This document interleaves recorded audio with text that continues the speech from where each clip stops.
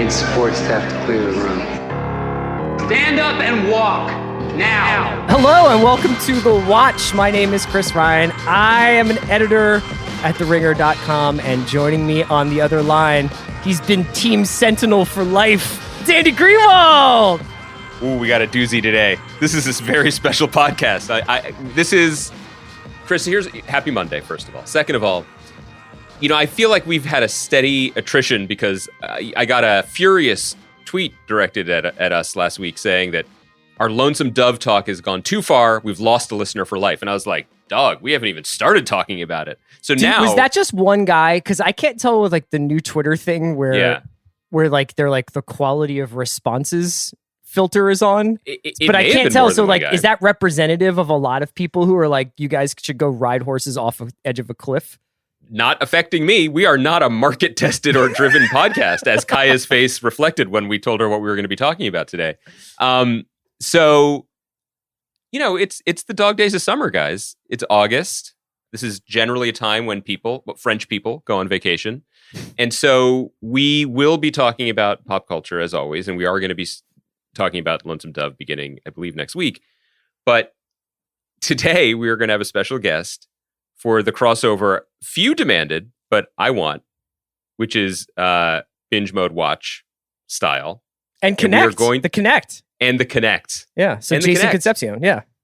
Jason's joining us for the podcast that we have teased, and I don't think anyone took it seriously, but it is the X-Men podcast. I don't know that I took it seriously, to be completely honest. You hit me up at 7:40 a.m. this morning, and you were just like, how about, like, well, first you were just like, I don't have it today. I don't have my fastball today. I don't have any topics to talk. I didn't say that. That was the first thing you said. You said, Chris, I don't have anything to talk about. And I was like, okay. And then the second thing you said was, what if we did the X-Men pod today? It's not that I had nothing. It's that, guys, all right, let's bring our family business right out in front of the house. Chris carries a lot of weight in my life, but also on this podcast. And Chris is very attentive to pop culture. He watches a lot of television. He even watches shows that he doesn't tell us about, as we learned last week. And I don't always, fulfill my half of the bargain. And so the weekend came to an end, and I was like, what was my pop culture diet for the weekend? Well, Sophia the First was on in the background for a great deal of it. Sure. And I also watched the 2018 film Burning. Is that a podcast? Probably not. Had you not seen Burning before? No, it's fantastic. Oh, that movie's amazing. Tweets from 2018. I loved it. It's on Netflix. Everybody check it out. But I was like, what can I bring to this? And one of the things that I was excited to talk about was the X-Men and what's been going on with them in the comic books. And I feel like we could have a fun conversation about it. And I'll just say this before we pivot, because we're waiting for Jason to join us.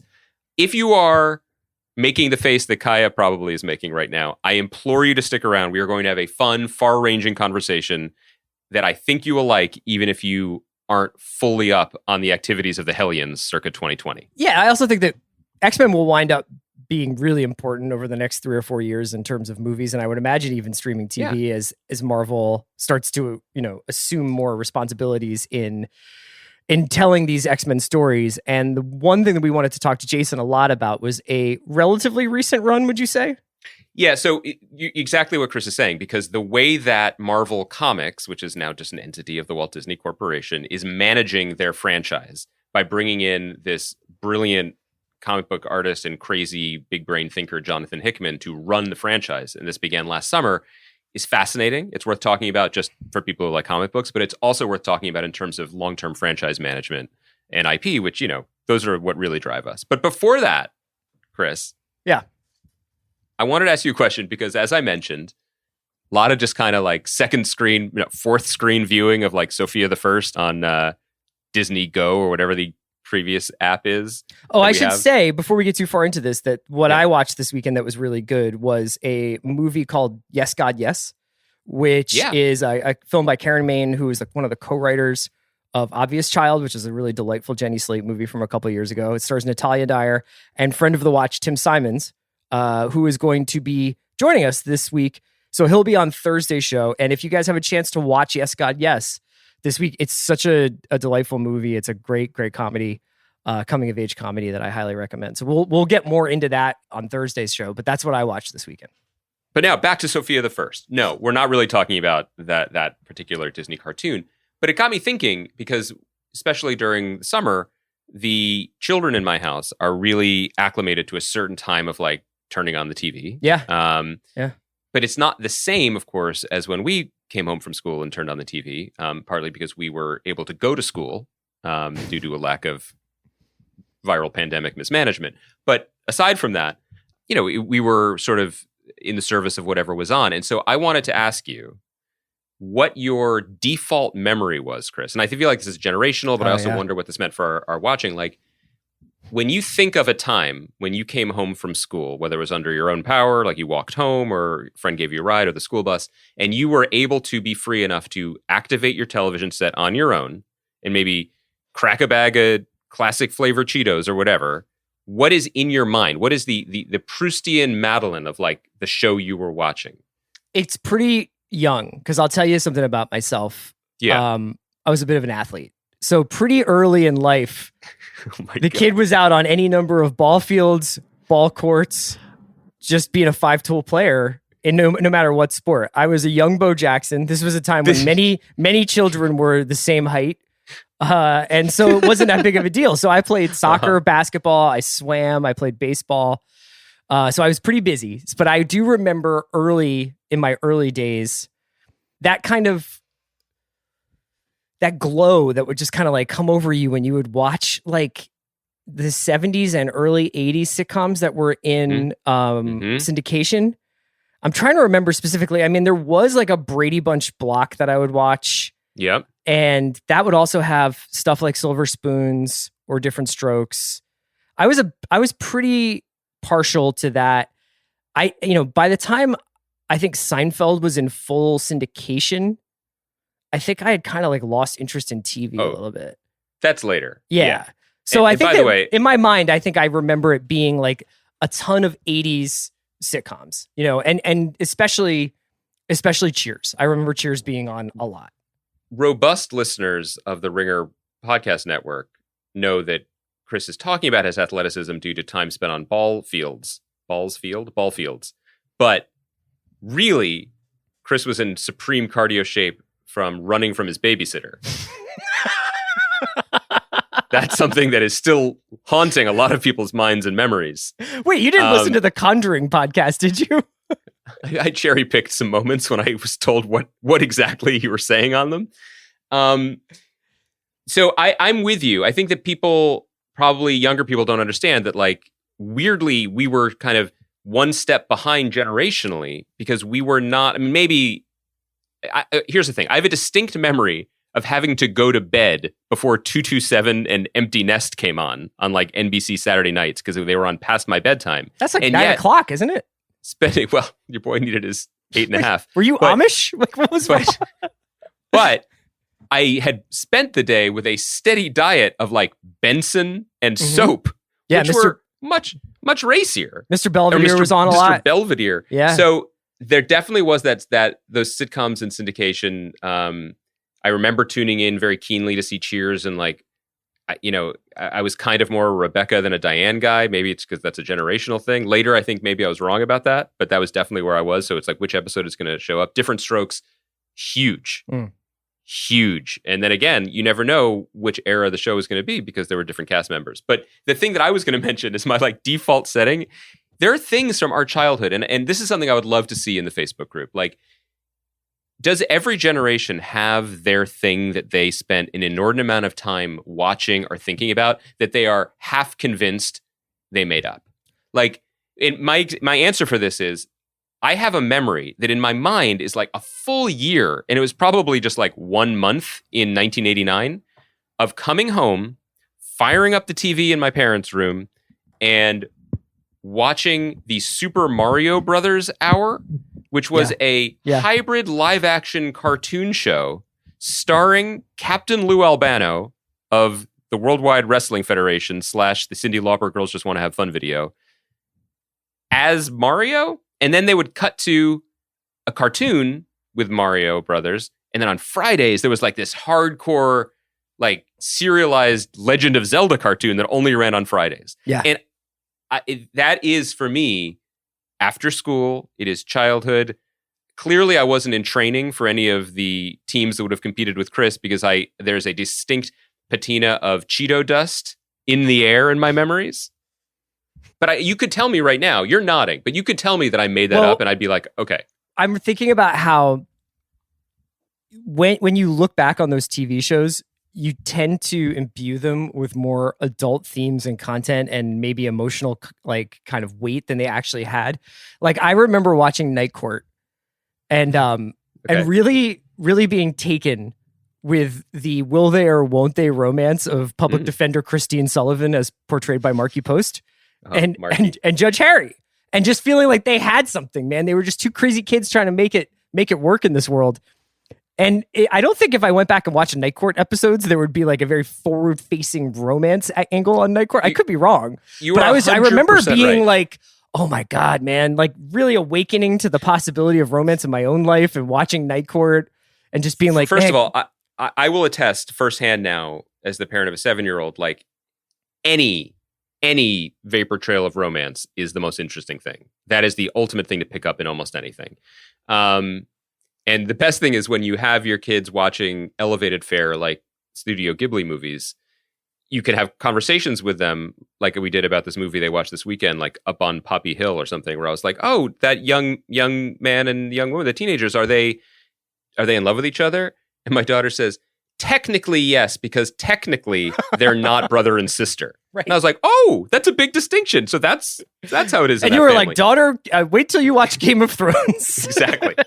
Anyway, I love what you're saying because there was a desire, and this speaks to our moment, and maybe we could even segue into X-Men with this to some degree, to impose serialization onto things, even from a young age, even before we knew what that term was. Because we're mentioning Different Strokes, which, was Gary Coleman being like, what you're talking about, Willis, and Conrad Bain adopted them, and occasionally there was a very special episode. But every so often, mixed in, our local Channel 29 would broadcast an episode from late in the run when, like, I think Dixie Carter joined as Conrad Bain's new wife, and like they had another cute young kid join the family.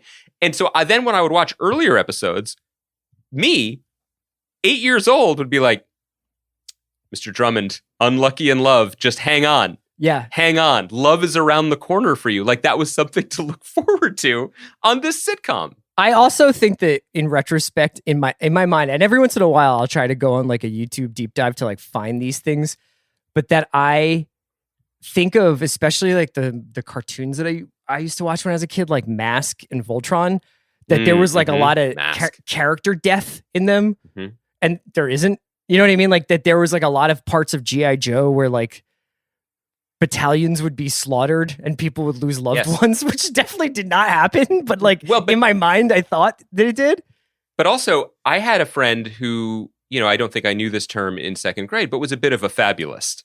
And so he would tell me about episodes of the Transformers cartoon he had seen that Saturday morning that I had missed. And again, there was no way to check the record on this, where the Constructicons showed up and murdered people and like showed their squished bodies.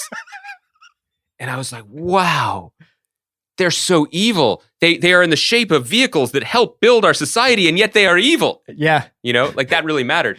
Machines!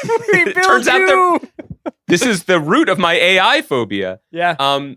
Last thing, this idea, there's probably a lot more here to tap, but... Well, let me ask you this. Okay. Because the thing that you're making me think about a lot, and this is what I would actually love to hear.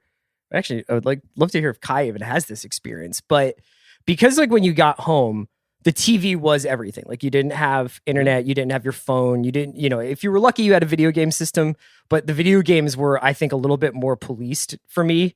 Like I think my mom knew if I turned Mortal Kombat on to play, that was it. Like I'm not going to do my homework. I'm just going to be like, no, I'm not playing anything. I'm doing my math, but meanwhile, I'm like tearing a man's skull from his shoulder blades. Was your voice deeper because you were juicing then? Yeah, because I was just getting so much lifting in. But there is an experience that I still remember so clearly. That was, you get home from school, you kind of make a half-hearted attempt for doing schoolwork. You watch whatever these syndicated shows are from about, say, 3:30 to 6. And then at 6, the local news came on, right? Mm-hmm. That was always heartbreaking because then it was just boring. Then it was like 6 o'clock. It was just like in Philadelphia, the trash hasn't been picked up in 2 weeks. And then 6:30 would be the national news. Yeah. And 7 would be Jeopardy. Yeah. Jeopardy, like, that's Wheel the of Fortune, run. 7 to 8. And then if you could string it out to 8, you were just like, look, Mom, my shows are on. I got like, so. I got to see my stories. Alex P. Keaton is joining the College Republicans again. It's a very special and I episode. See what's up with that. What a trip down memory lane. Kaya, did you have this experience at all? Or were you fully like, were you already like, I'm on the internet when I get home, or I'm like looking at like a smartphone? I guess 08? I would say probably when I was like younger, like maybe in middle school and elementary school, I think I definitely watched syndicated TV. I have lots of memories of watching Scooby-Doo on Saturday mornings. That was a big one. But then I think when I was midway through high school, that's when Netflix is streaming. Actually, what I thought Kaya was going to say was midway through high school, it's when she started listening to the Hollywood Prospectus podcast. She would have. We basically started when House of Cards came out. And then I basically spent the bulk of my afternoons in high school watching Grey's Anatomy. Okay. Well, that's like the same sort of thing. It's just a little bit different. Andy, our guy's here. We just got Jason Concepcion's joining us. And Jason, we just got done going on a trip through memory lane where we were talking about what was your recipe for success when you got home from school at like 3:34. Like, what was the TV diet? Like, what syndicated shows did you watch when you got home? So when I would get home from school, my diet, as I recall, would be this. I would watch G.I. Joe. Yeah, if I got home early enough. Mm-hmm. So I remember one of the formative tragedies of my school life was I missed the episode in which Storm Shadow fought Snake Eyes. Oh yeah. And fucking sick. I caught like the very end of it. And like in those days, if you missed it, that's it. Yeah. Sorry. you missed that episode. That's it. So I was legitimately crushed. How did you know that it even happened? We're like homies at school, just like, did you see the Joe yesterday? Right? Yeah. That's exactly what happened. Jason, don't you think this is actually a formative theory of our entire generation, our generational damage here? Our desire to know everything about something and to be completists and to have these like rich serialized texts has to on some level be traced back to the fact that I never understood why Cobra Commander once had a cloth mask and then later had a metal mask. And I knew there had to be an episode that showed it, and yet I never saw it. And I had no way of knowing. And it haunts me to this day. It's an absolute great point. I never understood why Cobra Commander let Destro talk to him that way. Yeah. Like there were just like a lot of questions that I had about Joe that I never got answered because it was like, right, I'd have to get out. Everything would have to be perfect. I'd have to get out right on time. Yeah. The bus would have to leave at just the right time. Yeah. And I'd have to get in and be able to access a television without someone telling me to do something or getting sidetracked onto anything else. So I'd have to get right in and see it. So it was always like a really close run thing. That's why being home from school was so pure. It was so pure because you had a fever, but you knew you could watch Press Your Luck, the greatest of game shows, and you would be home for that weird 2:33 block of cartoons that I don't know who had access to. Or the afternoon talk shows where it got real weird. What, Donahue? Yeah, Oprah, Donahue. Mort Downey. Like, it just got really ill out there. Can I ask you guys one other thing, which is, I feel like we're stumbling into, and we're going to talk X-Men. I'm sure people are dying to, but stumbling into this kind of unified theory of why we are the way we are about story, because when thinking about things that were on after school, I was thinking about something that first of all, a thing a friend told me about. My God, how pure. But I remember like in middle school, someone saying, "Hey, you ever heard of Airwolf?" And I was like, cool name. Tell me more. Yeah. And they were like, it's a show about a dude named St. John who has a helicopter. And I was like, you had me at St. John. I was like, that's incredible. And then they told me about the theme song, which slaps harder than any theme song in history. It slaps pretty hard, yeah. But here's the thing that I want people to know about Airwolf, and you guys as fellow Airwolves probably know this. But so Airwolf chronicled the adventures of. No, St. John was the brother. It was like Stringfellow Hawk was his name. Stringfellow Hawk. Yeah. With Hawk. Ernest Borgnine. Am I getting this right? This Ernest is the one. Borgnine. Yeah. Okay. And so there was like 3 or 4 seasons of Stringfellow Hawk, and he was a police helicopter flyer. Right? His Oscar award-winning crusty mechanic, and his war helicopter, which existed for no reason, that always had the same footage every time it took off. Right. So that went on for 3 or 4 seasons, and then you find this out later behind the scenes. Like Jan Michael Vincent has some issues, contract issues. Contract issues? Or whatever. Is that what you're calling them? Whatever. Contract year issues. Okay. He pulled a Cespedes and he was just like, I opt out of society. And suddenly Airwolf's back, right? For season 4 or 5. And for the first 4 seasons, Stringfellow is searching for his brother that went missing. Yeah. Season 4 or 5, boom, a new Hawk. The brother who has his own Airwolf. And my mind exploded because instead of being like, this is some janky ass retconning that they're trying to shove down our throat, like when they would swap out the mom on Bewitched, I was like, the expanded universe plotting here is the most beautiful thing I've ever seen in nature. Now, when I watch old Airwolf, I'm like, your brother's out there. String, your brother's out there.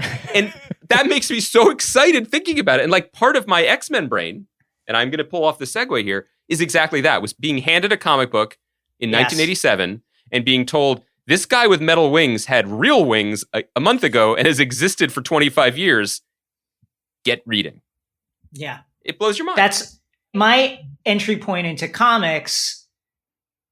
It was, I went to the Philippines and I was hanging out with my cousins, and one of my cousins, who's like 16 and I was like 11, had prime all age of the Marvel comics bound, like the Encyclopedia Britannica, like into huge book. And I was just like, oh my God, this is next level galaxy brains. You can do this? Because previously to that, I would just buy whatever was on the rack, and then I'd go back a month, 2 months later, I'd miss a whole bunch of issues, and now I could go through all of them, and the ability to be like, oh, I see what that reference is a reference to. Now I understand what they were talking about when they were talking about the Sentinels created by this person. Now I understand all this stuff. That was my entry point into that. And the ability to be completionist was just huge. Yeah, I mean, it introduced that. I think it probably gave us that bug, because when we were probably all of us around the same age, and I think I had like an initial dalliance with comics, dropped out, and then got hardcore back into them at the end of high because school. Chris, by the way, was really into sports. He was really good at sports. You missed that assertion from the top of the pod, and I feel like it's worth referencing now. Well, as like a swimmer and just like on the Olympics bubble, is that correct? That's what I tell myself, that like I basically gave up competitive swimming for a life of letters. Otherwise, I mean, Beijing, is that out of the question? I probably would have been old for that. But still, like, I would have been in the mix. At least Beijing would have been your glorious comeback, right? I also didn't know how to pace myself. I didn't know how to pace myself. But that's what made you like electric. It's what makes me a good blogger too. Yeah. I can't handle a profile, but I can do a blog. Okay, please go on. No, I was just going to say that I remember, and this is like then bled into almost every other part of my pop culture obsessions, where I almost sometimes get distracted by the research and the completism instead of just like in taking in the art. This certainly happened with like getting into music, where I was like, well, I am listening to this record, but I'm all of a sudden thinking about every single band this band knew, what label they were on, what city they were in, what year they were recording, who was recording around that time. And I remember probably the like first kernel of that is those little frames in comics where they're like asterisks, and then down at the bottom of the page, it's like, this is actually an X-Force, issue 64. Yep. You can find this whole story. And I'm like, okay. So I would just go back up to my mom and I'd be like, we have to turn the car around. I got to go back to the comic store. Like, this is not a drill. I need to get back in the stacks. And also, I think that this is probably true for all of us, and maybe for a lot of people who got into comic books in any capacity. It mirrors a kind of pop culture, I don't want to say leveling up, it's almost like leveling down, like digging deeper, that can exist in almost any media. And so for music, you're like, oh, I like that band on MTV.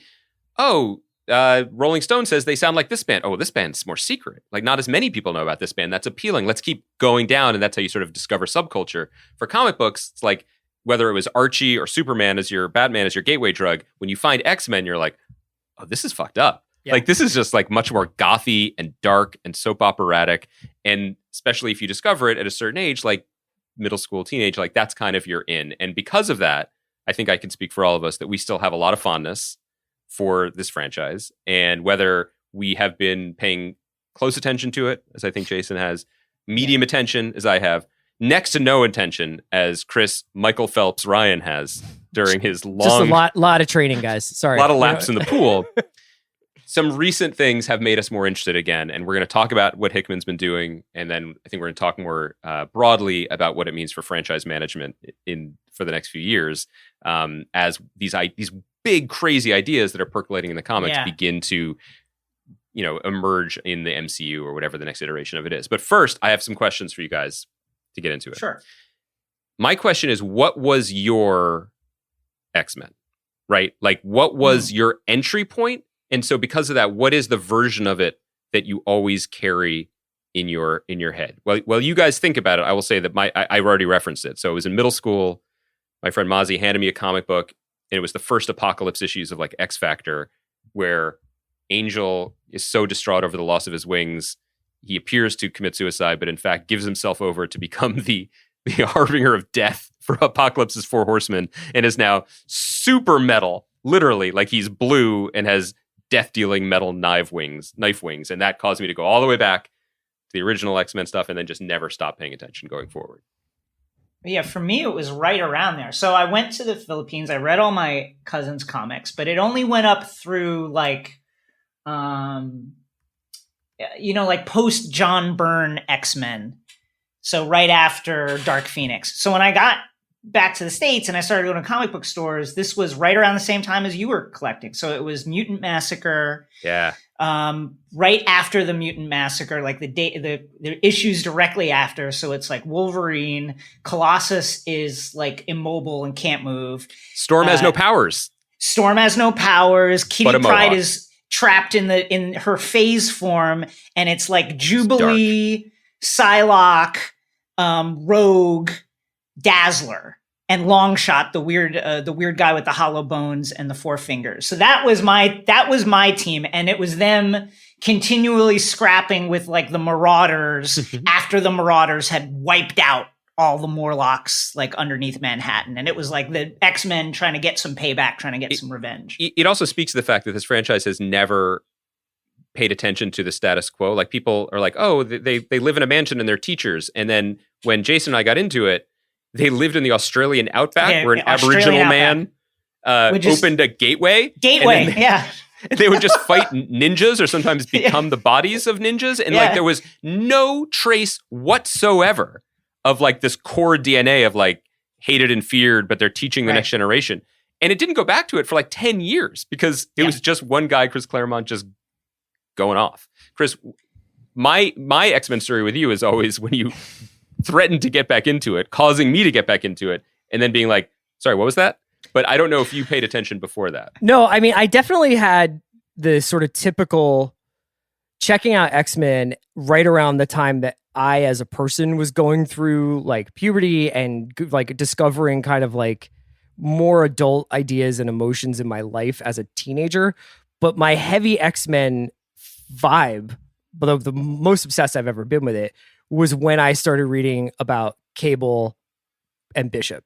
And I don't even know like exactly when that was. It was all kind of bound up in, this kind of speaks to the whole thing that we're talking about with like, you might have 6 issues of this and then an anthology of that. And then, you might have read one issue in a comic book store, but put it back or read them out of order. But I just remember that whole thing that was sort of around Age of Apocalypse that was about like Cable coming from the future to get... When is he not? Yeah, I mean, he's all... But like, I can't really say that I was very familiar with even the concept of time travel before I like came across Cable. Not in any kind of like significant way where, outside of Back to the Future, where like you would basically have to consider the ramifications of these things. Chris, I just want to stop you there. Was the person who sold you your first X-Men comic a wizened former Olympic swimmer?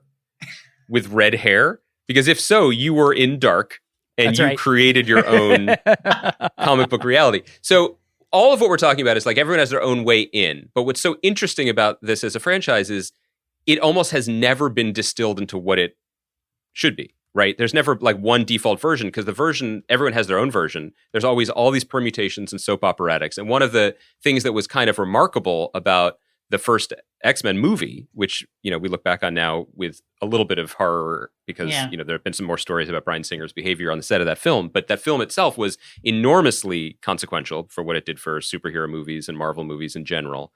But also it was just like, no, this is what this is. And it kind of froze it in people's minds in a way. So I ran the numbers on this, and Jason, you can fact check me on this. Sure. Despite this existing for almost 60 years. Yeah. Thousands of mutants and enemies and storylines and alternate whatever. I believe there are only 5 X-Men stories. And they fall into these 5 categories. And tell me if I'm right or wrong. And this plays into what we're going to be talking about. 1, hated and feared. Right? Yes. They are persecuted, they are a minority, they are a different race, and they can be a parable or a metaphor for almost anything. That's your A plot. Yeah. 2, my enemy is my friend. Or my enemy has good ideas. And that speaks to the Professor X, Magneto, Malcolm X, Martin Luther King, high-minded, whatever. Magneto, the great villain played by Ian McKellen in the movies, sometimes a good guy, sometimes not. For the last 30 years or so, he's been mostly a good guy, I would say. Right. But then there will be all those differently intentioned guys. There's usually like a reset of some point where he starts again as a villain, right? Right. Okay. Where he's like, actually, I do want to kill all the humans. Right. I still want to do that. Part 3, the one that has never made any sense to me, but is a core part of the DNA, space opera. Lalandra. So we're coming back to this. Chris is I love the I love the Starjammers. I love Lalandra. Give it. I love it. For as much as we talk about auteur culture being more recent, one dude, Chris Claremont, basically took the X-Men in the 70s and never let go for 25 years and just used it as his personal hobby horse, including taking them to space. When you're like, so they're mutants and they're not humans and their whole battle is with their own species that isn't their species. And it's like, okay, but what if they fought aliens? Right. Doesn't make sense, but is a core part of their DNA. Right. Okay, storyline number 4. Dark alternate future.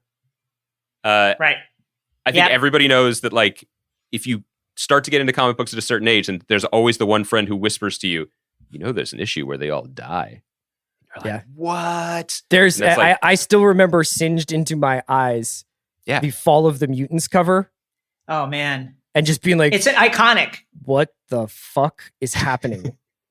I mean, that is legitimately, no BS, maybe one of the top 5 most iconic covers of my lifetime. That has been, you see it referenced in numerous other covers, numerous other pieces of art throughout the years. It's just one that is absolutely burned into people's brains. And if you're sticking around with us for reasons unknown through this X-Men conversation, but are not familiar with the X-Men, imagine, if you will, Don Draper standing in front of Sterling Cooper Draper Price, holding Betty Draper's dead body with everybody else in the Mad Men cast dead behind him.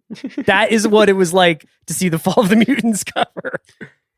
And so there's always these alternate versions of people where things broke differently, or someone was actually, you know, Magneto was Charles Xavier, and they keep going back to this well, and it's always exciting and speculative and makes you feel crazy and excited. What could happen? None of these things ever happen, but they make a lot of hay out of them. And then storyline number 5, my favorite, the X-Men play softball on a day off. I love that one. That's one of, honestly, my favorite stuff that they do is play baseball. Not a well they go back to often, but this idea that they are themselves a family or a school, and it's kind of sweet and fun, and they all get along. So those are the 5 plots. Now, 20 years ago, the last gasp of my comic fandom came when the brilliant Scottish writer Grant Morrison took over X-Men, made a book called New X-Men. Yeah. And I was like, not only is this the best X-Men story I've ever read, it is the definitive one, because he did his version of all 5 of those plots, basically, from beginning to end, including ending with a really wild, radical vision of a future, and then dropped the mic and pieced out. Gave them huge new ideas, huge new status quo, and walked away.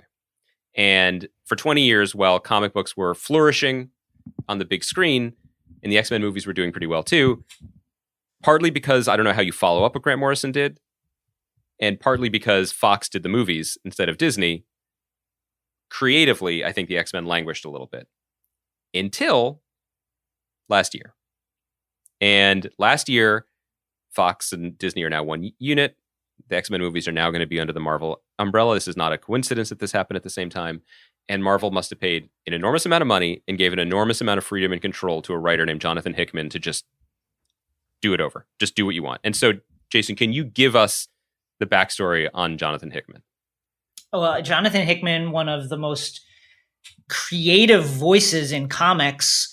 He has, I think, one of my favorite things that he's done recently. He did East of West, which is on Image Comics, which is kind of like a dystopian Western that is just mind-bending, hallucinatory, and one of those things that you can't stop reading, even though you may not really know what it's about. Like, I'm not sure what it's about. He took over an Avengers title for a little while, the team based around the Cabal, which was like the most powerful, most smartest people in the MCU who are trying to head off this universal apocalypse. So it was like Doctor Strange, Professor X, Black Panther, etc., Namor. And that gave us a really cool subplot of Namor and T'Challa basically going to war against each other, which is absolutely a thing I would love to see on the big screen. And Hickman's work is he got his start with in Marvel anyway with the Fantastic Four and doing some really mind-bending work with the Fantastic Four.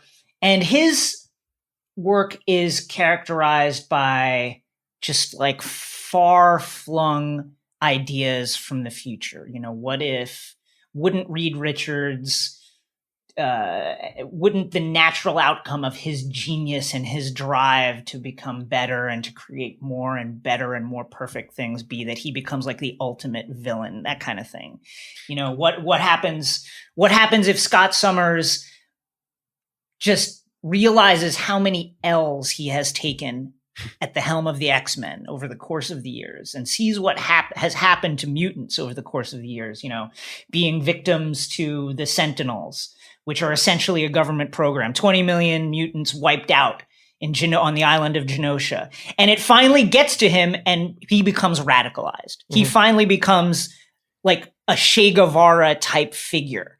And that's what we're seeing now with his version of the X-Men. The X-Men have finally been like, you know what? That integration thing, it's not working because you keep killing us and we're out.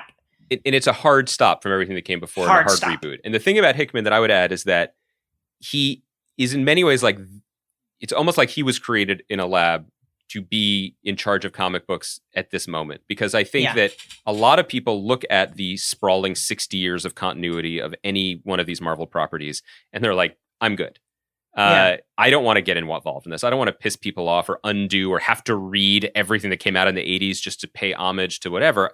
I just want to do my own thing. And other people who have a brain like his, like Grant Morrison, are like, I'm just going to do a comic about an imaginary talking fish. Like, I'm fine. Yeah. I'll dabble, but then I'll walk away. Hickman seems to think of it as a challenge.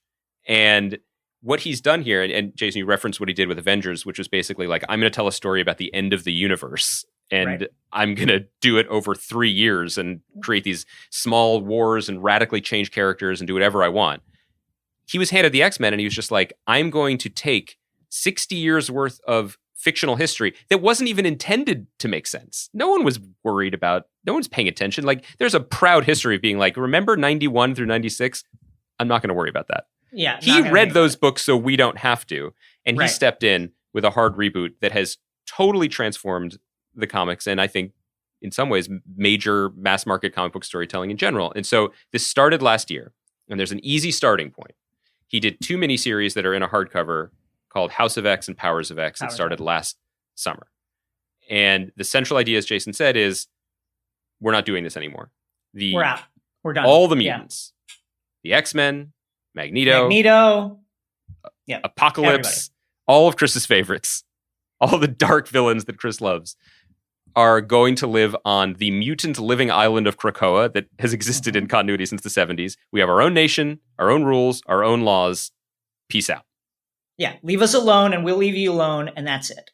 And it is, in a lot of ways, this is the most relevant, the kind of like civil rights metaphor, the equal rights, mutants as outcast group metaphor has been in the Marvel universe in my lifetime, it feels like, because it just makes sense for them to go, you know what? The same government that supports S.H.I.E.L.D. and the Avengers built the Sentinels.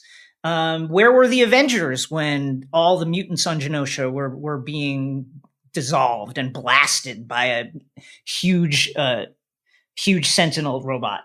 They were nowhere to be seen. So why should we answer to anyone anymore? Why should we ask for anybody's permission? You don't want us to be part of your life? We will leave. And the fact that it's gotten a Scott is, I think, some of the most powerful stuff for someone who's a fan of this, because he's always been the Boy Scout, the rule follower, the very rigid person who can't even open his eyes without a pair of sunglasses on because he'll just put holes in things. And now he is, in many ways, like the lead separatist. And I want to open this up to Chris's question, because earlier Chris texted me, there's a mutant called Gold Balls. And I feel like Gold Balls, that's man. where we need to be. But so wait, Chris.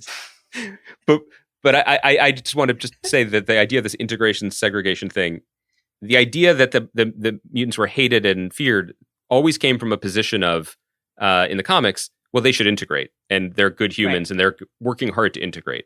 And so this is the first time that there's been a sustained storyline where they're like, no, we are our own people. We are our own. We have our own society and our own way of doing things. And now, instead of being like, we are going to live in Westchester and play softball, Cyclops, Wolverine, Jean Grey, and others are like, we're going to have a sex commune on the moon because that makes sense for us. So now, Chris, as the slightly skeptical member of this troika, where are you with this? What's your in here? Well, I mean, I was a big East to West fan. So and then like Jason said, I think that Hickman is confounding in a way that even challenges like the most obsessive reader. Like you can think of yourself as often when I'm reading a Hickman comic, I get angry at myself because I'm like, I should understand what's happening here. Am I too distracted? Am I like looking at Twitter too often? Like why can't I grasp the plot lines here without making a chart and putting it up on my wall? But the other thing that he does is I think he visualizes, and I know he doesn't ink and pencil his own stuff, but I think he visualizes the physical manifestations of mutanthood, like more than any other X-Men I've seen come before it, where like there will just be a person who has like a growth, or like people seem to be broken somewhat by their own powers, that I thought was like really, really effective. So I admit that like while going through House of X and Powers of X, I felt challenged in the same way I felt by East of West, where I was like, fuck, so like, okay, this is what's happening. Like, I don't quite understand why this brain is floating across the landscape and like seems to have an inordinate amount of power over everyone, but it does not, I'm not. And the same thing kind of happens in these X-Men comics where there's stuff taking place 1,000 years in the future that was a little bit out of touching distance for me to understand. Did you guys have that same issue where you were like, I don't quite grasp some of the more far out there plot elements? Yeah, I mean, I think I'd like to, if I could, represent the middle ground here, because I think it's possible to admire and enjoy this without fully understanding what Homo Novissima means, like the ultimate evolution of humanity after 10,000 millennia or whatever the number we're talking about is.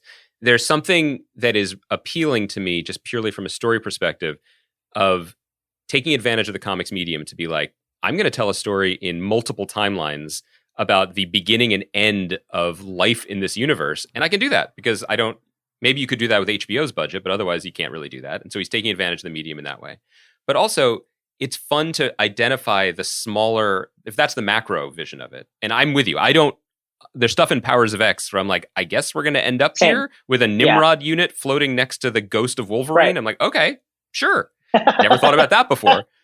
But there's these micro storytelling things that are so cool and inspiring, kind of, sorry I'm doing this, but in ways that like, in ways that are so nimble that but still spark the same whatever that the clumsy Airwolf retcon did for me, which is to say that this whole storyline comes from taking a character Moira McTaggart, I think Rose Byrne plays her in the movies. Yeah. She's always this like human ally of Charles Xavier, wants to make things better. And what Hickman does, which is like, it's like a little, he went into the code and he flicked a thing, one genetic thing, and changed everything. And he said, okay, guess what? The person you've known this whole time, she's a mutant. And her mutant her mutant power is that she relives her entire life with a memory of a previous life. She keeps being reborn every time she dies.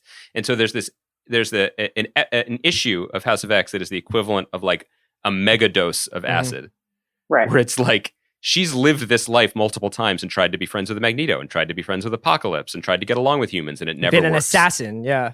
Yeah. And so this time she's going to whisper in their ear, like Scarlett Johansson and Bill Murray at the end of Lost in Translation, and go for broke. And this is the go for broke version. So it's this idea that I think we love and look for, whether it's Mad Men or Game of Thrones, where it's like, let me find something that you left. You dropped this. Yeah, and let me pick it up. And it's actually not ephemeral. It's our new spine, and goes from there. Yeah, functionally also, it is a natural place to end up when you take into account kind of all the storytelling directions that have taken place with Charles's character over the years. Charles originally was for lack of a better metaphor, but one that Chris Claremont has used, the pure good guy, the Martin Luther King of this movement, right? And then as different creators come in, and you really take account of his incredible power, which is that he can read everybody's mind. He could, if he wanted to, using Cerebro, control everybody's mind in the world. And the only thing keeping him from doing that is that he says that he doesn't do it. So what if he did occasionally do it, right? And then we find out that he did do it with Jean Grey, put a block in various times to make sure that she didn't, access her power too soon. That was a retcon, but still a very important one. And it's not, you don't have to do that too many times to find yourself down the road of, actually, Charles was maybe one of the most insidious figures in X history. And that's a lot of how we end up where we are now with Hickman's storylines. And I just think that stuff is great. It's interesting because I was out on, like you guys, I was out on comics for a while. I think after, once we started getting the legacy virus and all that stuff, I was out, and I came back for Grant Morrison. Just going to stop you and say, not the legacy virus we all have now. Yes. You're talking about the one in the Not comic that books. one. Not that one. And then I came back once New X-Men made trades because I didn't want to miss that. But even that is kind of a thing that happened outside continuity, weirdly. Like, that's its own thing. It doesn't, except for the fact that Scott and Emma got together. There's not a lot of strands that kind of carried over immediately. And then I went into Astonishing X-Men, and then I started picking up some of the books. And it was just very weird to note how little had actually happened once I had nothing ever happens. Right. And that's a great point. And Hickman taking over really feels like a lot has happened. The stuff that has happened feels very, very important. And it feels irrevocable in a way. Obviously, nothing is in comic books, but he's just fundamentally altered everything. And I think that you're speaking to something that X-Men really fell prey to. It was the most popular book because Wolverine said bub and these guys did this and whatever. And so they never change it. Never ever change it. Never mess with it. And he has been given, because it fell out of favor with comic book fans and it was an uncertainty in the movies. There's one of those moments when someone can come in and change everything, and maybe for the better. And so now we have these things like, I was joking, Chris asked about gold balls. I mean, Hickman, it's such a flex. He took 5 total randos, including a mutant named Gold Balls who creates gold balls, like does nothing. From the Brian Michael Bendis era, Gold Balls, Fabio Jimenez, who like literally just creates gold balls. And so now these 5 mutants are the 5 who basically Charles Xavier reads everyone's mind, downloads up constant versions of them to his own cloud of their lives and memories. And then if they die, these 5 can join powers and resurrect them. So no one dies anymore. And they're dealing with the religious, moral, ethical, all of those considerations. And it's just like, oh, okay, you can do that now. And it does feel like after years of neutral, something started again. And I'll also say, as we pivot to a conversation about what any of this means for how we consume large-scale entertainment, it is weirdly user-friendly. Because, Chris, I agree with you that, like, I don't know what the hell he's talking about half the time. But I also know that as much as I'm saying people should check this stuff out, there are now maybe 7 or 8 adjacent books picking up the spirit of what he's done. I am reading none of them. There's some of them I've heard are very good, but there's like X Factor and X Force and Wolverine and Hellions and Fallen Angels. And all of those are taking place in this quote unquote in this new status quo world. Exactly, with it coming at it from a different angle, or the group of characters who aren't allowed into Krakoa, the group of characters who can't be resurrected, or a space adventure. Yeah. And he seems to have his hand on all of it. Like, none of it's contradicting his story, but you can do what I'm doing, which is just reading his central X-Men book. And then and you don't have to go into the weeds. Yeah, you don't have to go into the weeds too much. That's really the way to do it, by the way, as far as I'm concerned, because there are also like offshoot books of House of X, Powers of X, that you don't really need to go into the weeds with that. If you want to get the core story and really understand the core of what is happening. Well, understand, yeah. Understand. Just do the main Hickman titles, and it's a lot. So, Chris, let's pivot though to X-Men are basically a blank slate in the movies now. They're going to restart them. They're going to, at some point when movies restart, I guess. There's probably a lot of conversation about this already. My hope and assumption is that whatever C.B. Cebulski and Marvel Comics is paying Hickman, Kevin Feige is paying him double, because he's basically just creating possibility and story and text for whatever they want to do for the next decade. This is Chris, not Chris who called me from Vermont to tell me to start reading Cable again. This is Chris, Hollywood fixer. This is Chris, Joe Nocera headshot guy. It's 2020. We have a pause in the industry. What do we want from an X-Men movie? With a cap, like, we're getting one, whether we want it or not. But what do we want, and what can we draw from these comic books to get? Let me ask you guys a question in response to that. Sure.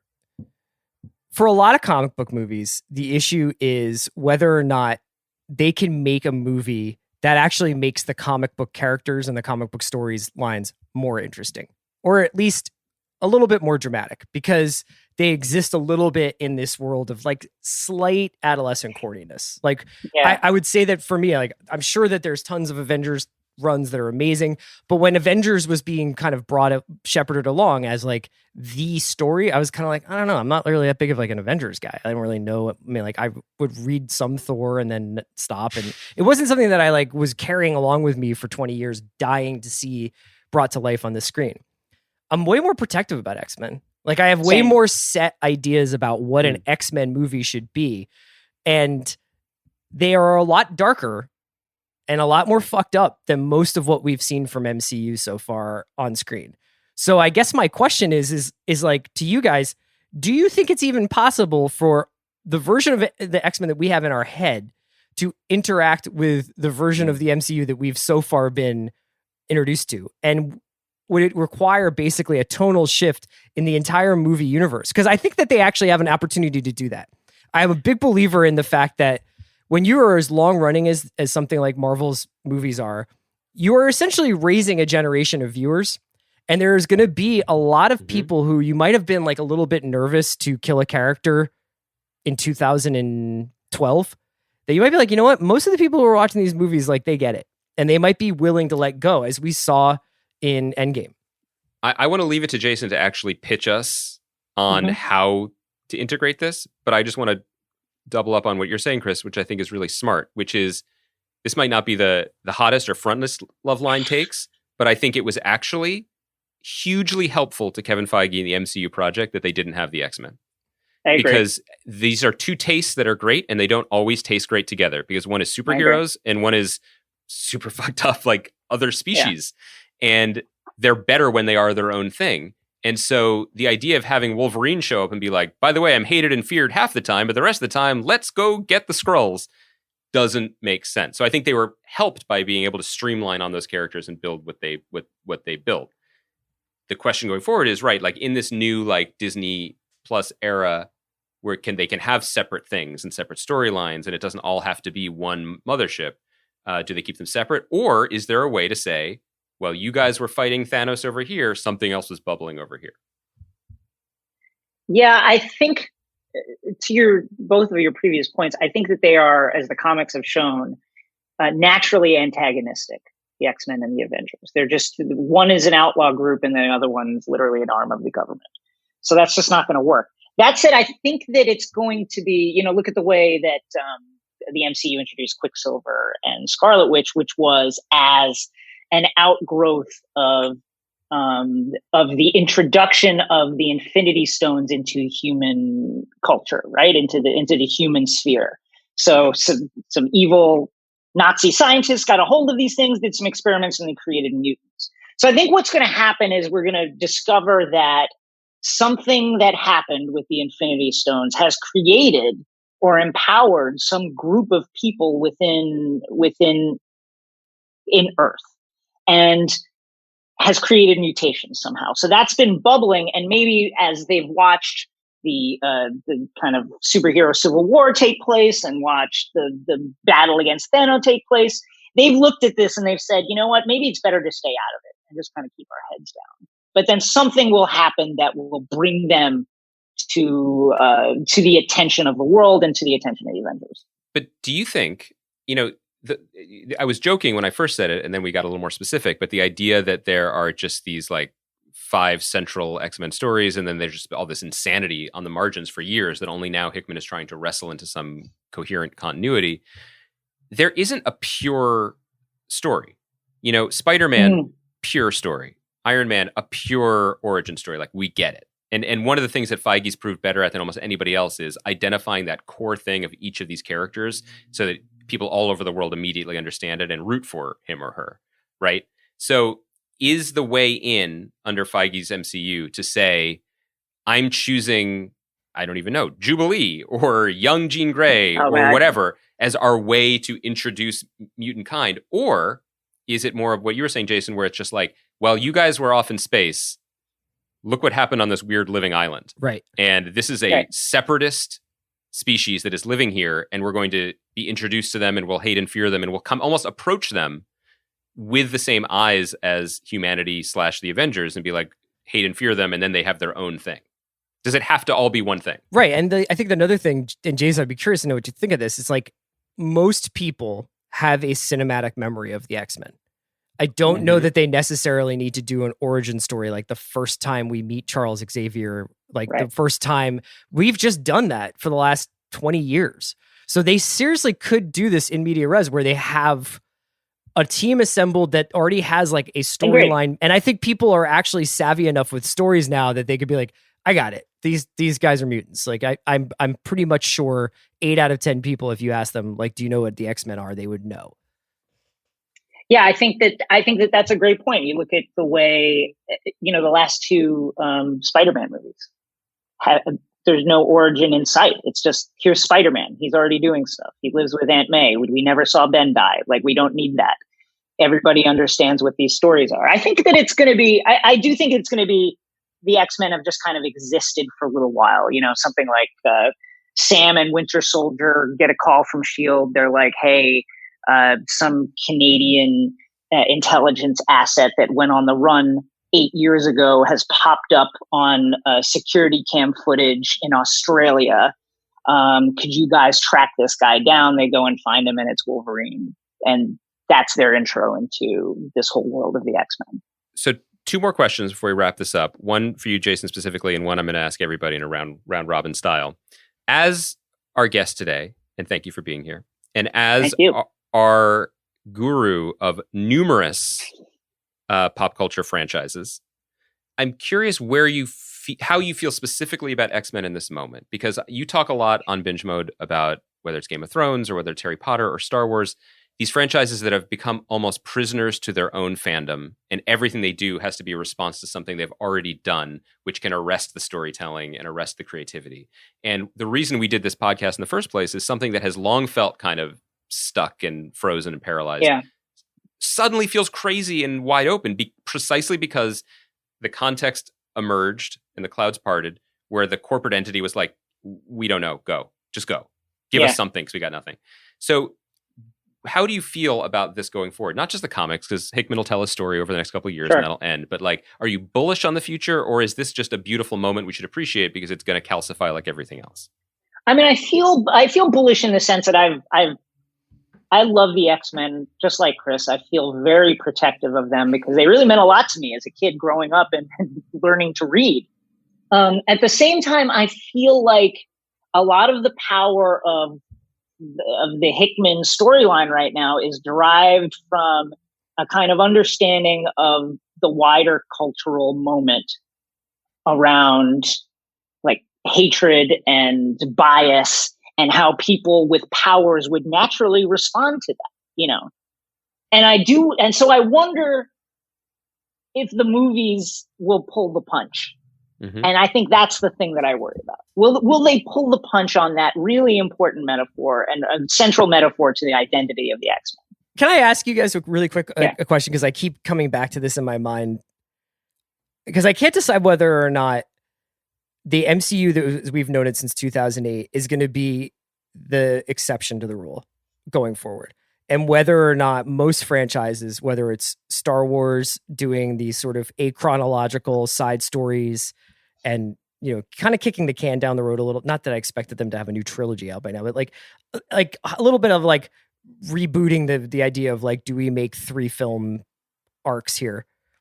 And I'm watching what happens with DC, which is still kind of like, you know, they are obviously searching for an identity, but have had a lot of commercial success by just being like, let's just make a fucking Aquaman movie, or let's just make a Harley Quinn movie.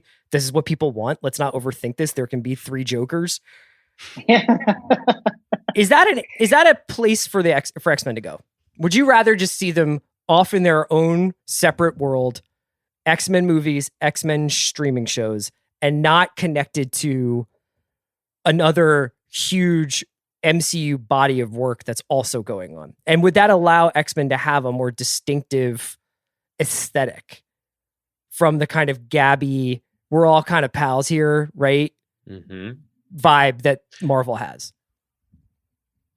I love this idea because I think that it kind of connects the dots between some of the conversation we've been having, Chris, which is that we're entering a new era, obviously, in the MCU, but we're also entering a new era in terms of how we get our entertainment and watch it. And the idea of something being a movie and something being a TV show, that's been collapsing. That was collapsing pre-pandemic. You know, the MCU is pivoting to making these shows that are essentially, as you were saying, extensions of their movies.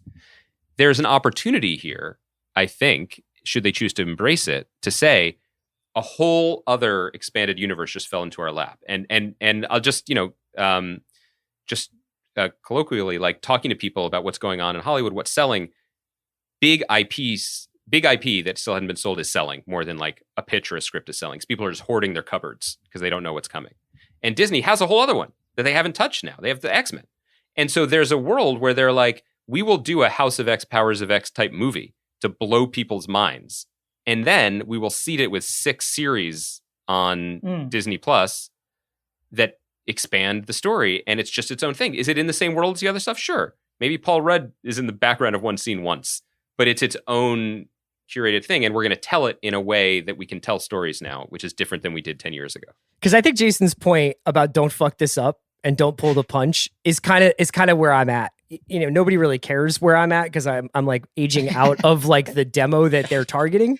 Yeah. But I think that for me, I'm like, if you guys try to make House and Powers of X as like a 6-hour series on Disney Plus and are just like, we're going for broke, like there is going to be like just mass apocalypses left and right happening in space and in prehistoric times. Yeah. And then you get cold feet and you're like, can these guys banter a little bit more? Can we maybe like ease back on the like person who's wearing a globe on their brain and like all this stuff that happens in these comics where you're like, this is Lynchian. This is like, better get Denis Villeneuve on this one because I don't know how else they're going to bring this to life. I hope they don't go halfway. I hope they either are like, fuck it, we have X-Men, we're going to put them in like a bodega and have them like talking about their favorite candy bars because that's what people want. Or they're just like, we're going full psychedelic, body horror, time hopping, mutant puberty fucked upness. Kind of, why not, right? Like, yeah. It's a really exciting idea. But Josh Boone can't get that movie out. You know what I mean? Like we've kind of like, I mean, like Josh. But there's a world, and I don't know if Kevin Feige is wired this way creatively, and I certainly don't know if Disney is wired this way financially. But there's a world where you take the longer view and you say, we raised a generation of serialized superhero fans with the MCU phase, whatever those phases were, the all of it. Now we can either reboot it and start it again with their kid sisters, or we can say, you're a little older now. Right. Sunny and Tallulah or whatever. Right. We're going to show you the next 10 years of your interests. I think that to kind of like dial in on the point that I think we're all circling around making, if you look at the Avengers, even in the comics, the Avengers and the X-Men have sex. Yeah. The Avengers do not. Yeah. X-Men have mad kids. They have and all those kids want to kill them. Yeah.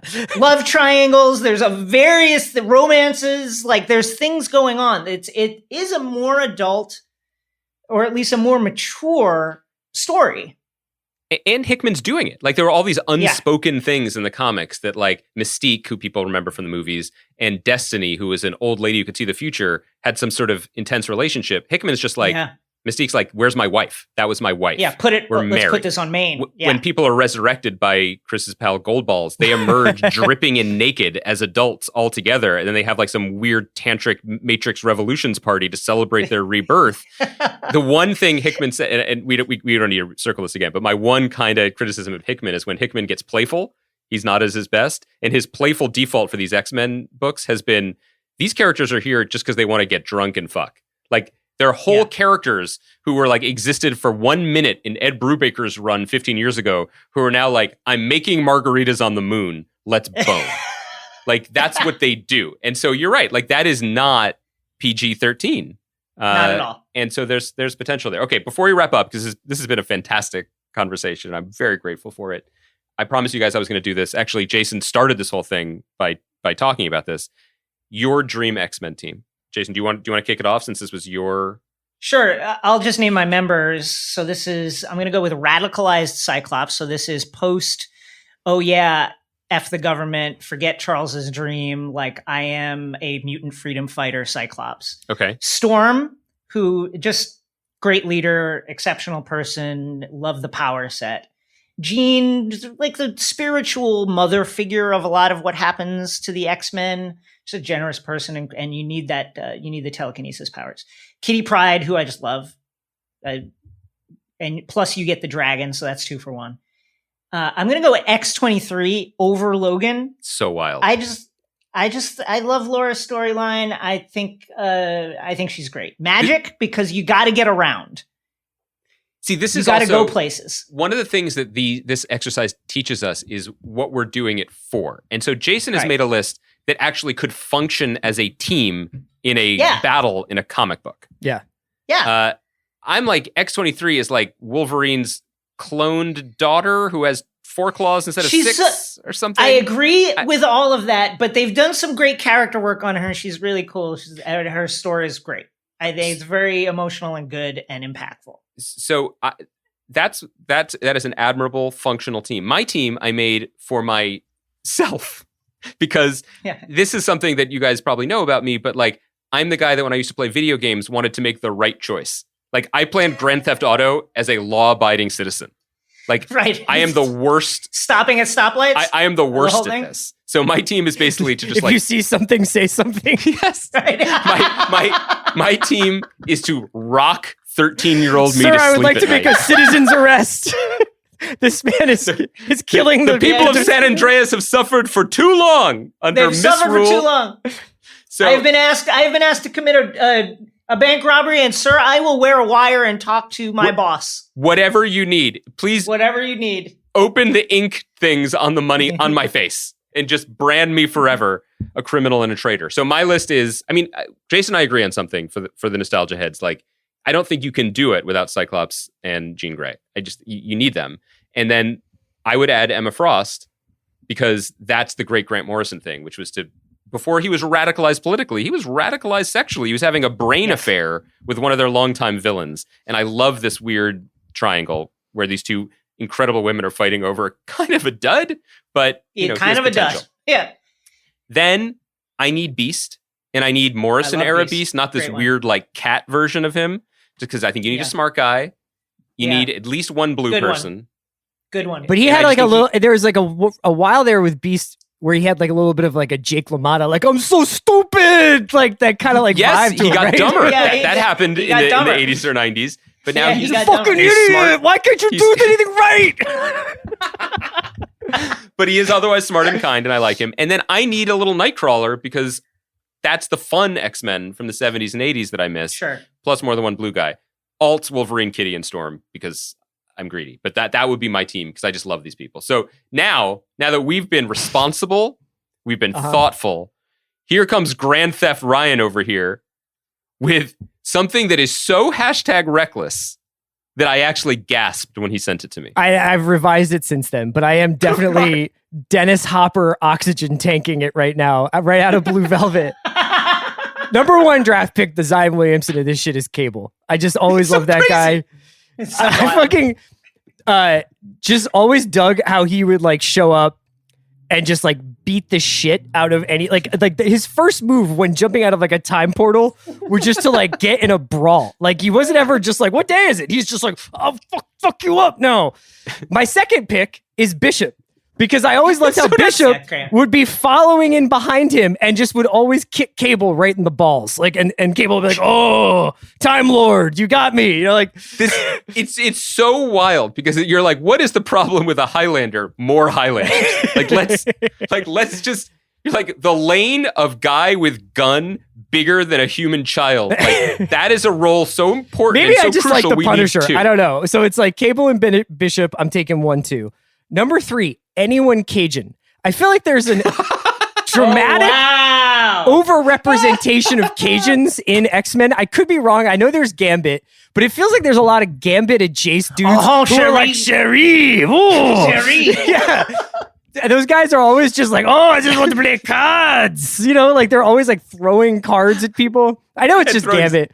Throwing Zatarans everywhere. But it feels like there's more. So any Cajun dude can roll with me. Number 4, Lalandra. Because so crazy. Whenever the Shi'ar princess comes in and we would go out into space, it would always just feel like such a like, we've arrived at this dead end in this story. What can we do to save it? I know, bring Lalandra in. It's like either she has like technology that completely saves the situation, or there's like some fucking court of arbitration that's like on her planet that can like adjudicate the situation. It truly speaks to the ethos of the X-Men that I would love to see translated onto the big screen somehow, whether it's overly serious or overly goofy, which is that we have people, as Chris said, who are jellied bodies with floating brains in them, and yet somehow that's not enough. Every so often, we have to launch into outer space and introduce the bird queen of an alien empire and like a woman who's a walking raccoon. Like, we just need this. Her. I absolutely love her. My last pick, I was really, really thinking about going Sunspot here.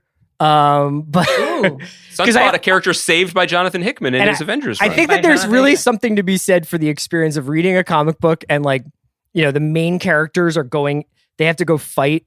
And when they get there are these like other mutants and you're like, who the fuck is this guy? And Sunspot is my number 1, like, where did this guy come from? This is awesome.